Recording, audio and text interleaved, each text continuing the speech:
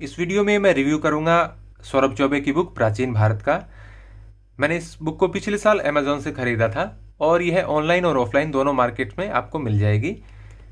Online इस book की कीमत लगभग 350 से 400 रुपये के बीच में रहती है। ऑफलाइन मार्केट का मुझे पता नहीं है।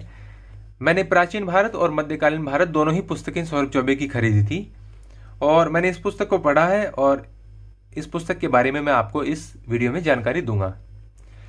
जब भी बात आती है नेट के एग्जाम की या यूपीएससी के प्रीलिम्स के एग्जाम की, तो बहुत से लोग इस बुक के बारे में चर्चा करते हैं और पूनम दलाल दहिया और इस बुक का नाम सर्वाधिक लिया जाता है। हालांकि ये अलग बात है कि आर एस शर्मा की तो ऑल टाइम हमेशा नाम उसका चलता ही रहता है, लेकिन मुख्य रूप से नेट के एग्जाम की, असिस्टेंट प्रोफेसर के एग्जाम के लिए विभिन्न राज्यों में, हिंदी भाषी राज्यों में इस पुस्तक का नाम लिया जाता है। अब इस पुस्तक में बहुत से टॉपिक्स को कवर किया गया है, जिसमें हम स्टोन एज से लेकर और उसके बाद में हड़प्पा सभ्यता, वैदिक सभ्यता, जो महापाषाणकालीन संस्कृतियां हैं, और उसके बाद में मौर्य वंश, गुप्त वंश और उत्तर मौर्य या गुप्त वंश से पहले जो शासन है, इसके अलावा 16 महाजनपद है और जितने भी क्षेत्रीय राज्य हैं, कला, धर्म, सबकी इसमें बातचीत है। टॉपिक्स के मामले में कमी नहीं है, बहुत सारे टॉपिक्स को ये कवर करती है ये बुक। अब इस बुक को जब मैंने पढ़ा तो मैंने इसमें एक चीज़ देखी कि इसमें चित्र नहीं है। आपको जो कला वाला टॉपिक है उसमें 2-3 चित्र मिल जाते हैं, पूरी किताब में शायद 5-7 चित्र होंगे, चित्र नहीं मिलते हैं। दूसरी बात, मैप नहीं है, कोई इक्का दुक्का मैप आपको कहीं दिखाई देता है। तो जब मेरे को आश्चर्य होता है कि कोई कहता है कि यूपीएससी के लिए बुक ली जानी चाहिए। यूपीएससी के लिए मैप एक बहुत ही जरूरी चीज़ है। यदि आपको मैप्स की जानकारी नहीं है तो आप ज़्यादा कंफर्टेबल फील नहीं करेंगे जब आप यूपीएससी का एग्जाम देंगे। तो मैप की कमी खलती है, चित्रों की कमी खलती है। पेपर क्वालिटी की बात करें तो पेपर क्वालिटी एवरेज है, ठीक है, कोई आपको दिक्कत नहीं आती किसी प्रकार की फॉन्ट पढ़ने में। खासतौर से मेरे पास जो प्रिंट है वो ठीक ठाक है, बिल्कुल आसानी से हम सब पढ़ लेते हैं। कहीं पर भी ये लगता नहीं कि कोई पेपर क्वालिटी खराब है, ठीक है। हालांकि जो मैं बार बार बताता हूं कि उपिंदर सिंह की बुक की पेपर क्वालिटी सबसे अच्छी है जितनी भी बुक्स मैंने जिनमें खरीदी हैं, क्योंकि वो उसकी पेपर क्वालिटी और उसके चित्र वगैरह सभी बहुत ही उन्नत किस्म के हैं। तो यहाँ पर हमें पेपर क्वालिटी एवरेज मिलती है, चित्र हमें मिलते नहीं हैं या यूं कहें कि बहुत ही नगण्य है। और यही हालत नक्शों के बारे में यानी मैप्स के बारे में हम कह सकते हैं। फिर इसके कंटेंट की बात करें तो जैसा इसमें मैंने बताया कि बहुत से टॉपिक्स को ये बुक कवर करती है और ऐसा लगता नहीं कि कोई टॉपिक छूट गया है। हालांकि एक बुक आती है जैसे पप्पू सिंह प्रजापति की है, उससे थोड़े से इसमें कम टॉपिक हैं। लगभग 700 पेज की ये बुक है, लेकिन जब मैंने इसके टॉपिक्स को पढ़ना शुरू किया तो फिर मैंने कुछ टॉपिक्स पे विशेष ध्यान दिया। वो विशेष ध्यान इसलिए दिया क्योंकि जब हम किसी टॉपिक को बहुत ही गहन अध्ययन करते हैं और जब उसके बारे में हम फैक्ट चेक करते हैं, तभी हमें उस पुस्तक के बारे में पता चलता है कि वास्तव में ये पुस्तक अच्छी है या नहीं है। ऐसे तो आप पढ़ते रहेंगे और यदि आपको हिस्ट्री का पूरा ज्ञान नहीं है तो आप पकड़ ही नहीं पाएंगे कि गलतियां कहाँ पर हैं। तो जब इस बुक के बारे में मैंने ये सोचा कि इस बुक की तुलना करता हूं मैं अन्य बुक से, तो मैंने इसमें देखा, तो जैसे मैं आपको दिखाता हूं यहां पर कि जैसे ये हड़प्पा सभ्यता का एक टॉपिक है इसमें। तो इसमें देखिए ये हड़प्पा स्थान है, इसको दर्शाया गया है। कई और भी पुस्तक हैं जिसमें ये मोंटगोमरी लिखा हुआ मिलता है, जबकि 1967 में ही मोंटगोमरी का नाम साहिवाल कर दिया गया है। ये सर रॉबर्ट मोंटगोमरी के नाम पर था, नाम कभी जो साहिवाल कर दिया गया है, तो ये बुक्स में चेंज किया जाना चाहिए। हालांकि बहुत अच्छी अच्छी बुक्स में मोंटगोमरी लिखा रहता है, लेकिन हड़प्पा पाकिस्तान के पंजाब प्रांत के कौन से जिले में है? साहिवाल जिले में है। तो एक तो जैसे ये इस प्रकार की गलतियां इसमें मिलती हैं, अपडेट नहीं की है ये बुक्स काफ़ी सालों से।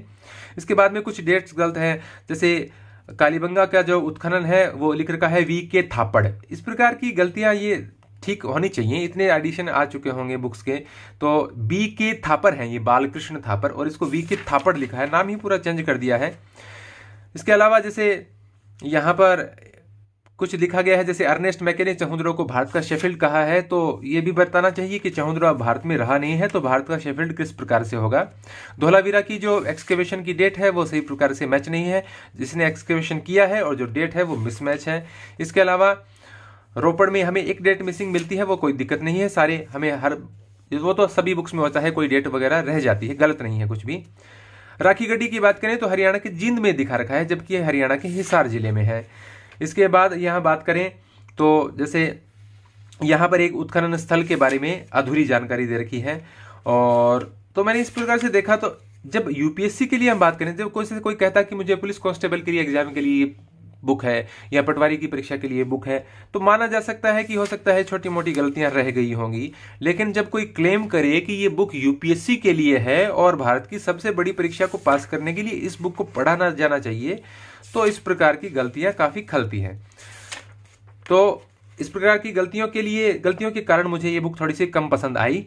इसकी तुलना फिर मैंने की पूनम दलाल दहिया की बुक से, तो उस बुक में कंपैरेटिवली थोड़ी सी कम गलतियां हैं, लेकिन उस बुक में फैक्ट्स काफी कम है, क्योंकि वो प्राचीन और मध्यकालीन भारत दोनों को कवर करती है। तो और इससे पतली बुक है, इससे कम इसमें पेजेस हैं, कम शब्द लिखे गए हैं, और वो प्राचीन और मध्यकालीन दोनों को कवर करती है, तो उसमें बहुत सारे फैक्ट कम है।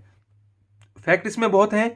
बहुत से लोग ये भी कह सकते हैं कि सर हमने इसको पढ़कर हमने नेट का एग्जाम क्लियर किया है या और कोई एग्जाम क्लियर किया है, तो ऐसा नहीं है। इसमें इतनी बुक लिख रखी है, इतने लोग पढ़ते हैं, तो इसमें फैक्ट तो दे ही रखे हैं, इसको पढ़कर आप परीक्षा पास भी कर सकते हैं।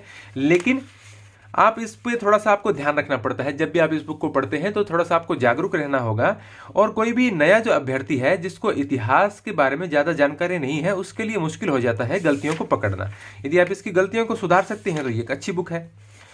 लेकिन मेरा मानना यह है कि इसकी तुलना में जो पप्पू सिंह प्रजापति की प्राचीन भारत की बुक आती है वो इससे थोड़ी सी बेटर बुक है। इससे बहुत कम गलतियां हैं उसमें, और वो इससे ज्यादा टॉपिक्स को कवर करती है, और उसमें ज्यादा सिस्टमेटिक ढंग से चीजों को बताया गया है। तो इसमें आपको मैप नहीं मिलते, चित्र नहीं मिलते। हालांकि पप्पू सिंह प्रजापति की बुक में भी आपको चित्र नहीं मिलते, मैप भी उसमें भी कम मिलते हैं, लेकिन उसमें गलतियां बहुत कम है, ये उसमें खास बात है। और जैसा कि हमने पीछे ट्रेंड देखा है, बहुत सारे जो नेट के एग्जाम होते हैं या असिस्टेंट प्रोफेसर के लिए एग्जाम होते हैं, उसमें पप्पू सिंह प्रजापति की बुक से काफी क्वेश्चन आते हैं, इस बुक से भी काफी क्वेश्चन आते हैं। लेकिन आपको थोड़ी सी इस बुक के बारे में सावधानी बरतने की जरूरत है। यदि आपके पास ये पुस्तक है तो आप पढ़ सकते हैं। थोड़ा सा ध्यान ये रखना है आपको कि जो गलतियां हैं उसके बारे में आप थोड़ा सा सावचेत रहे। और यदि आप ये सोच रहे हैं, भविष्य में योजना बना रहे हैं कि आपको प्राचीन भारत के लिए एक पुस्तक चाहिए, तो मेरी राय में आपको पप्पू सिंह प्रजापति की बुक लेनी चाहिए। हालांकि न मैं तो पप्पू सिंह प्रजापति को जानता हूं, न सौरभ चौबे को जानता हूं, न मेरा कोई इतना बड़ा चैनल है कि मैं किसी पर कोई प्रभाव डाल सकता हूं।